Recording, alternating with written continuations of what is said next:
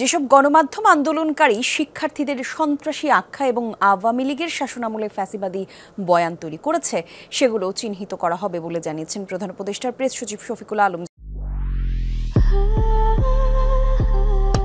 Walton switch, stylish and elegant. জাতীয় press ক্লাবে July গণহত্যায় গণমাধ্যমের ভূমিকা, জবাবদিহিতা ও সংস্কার প্রস্তাব শীর্ষক আলোচনায় এসব কথা বলেন তিনি। বলেন, গণমাধ্যমে গত 16 বছরে কার কি ভূমিকা ছিল তা নিয়ে গবেষণার প্রয়োজন। প্রেস সচিব বলেন, শেখ হাসিনার প্রতিটি প্রেস কনফারেন্সের প্রমাণ করে কোন সাংবাদিকের ভূমিকা কেমন ছিল সেটা ধরে পদক্ষেপ নেবে সরকার। 16 বছরে যে ভয়াবহ একটা ফ্যাসিবাদী রেজিম হলো, এইটা ফ্যাসিবাদী ব্যবস্থা কায়েম করতে হলে সম্মতি উৎপাদন করতে হয়।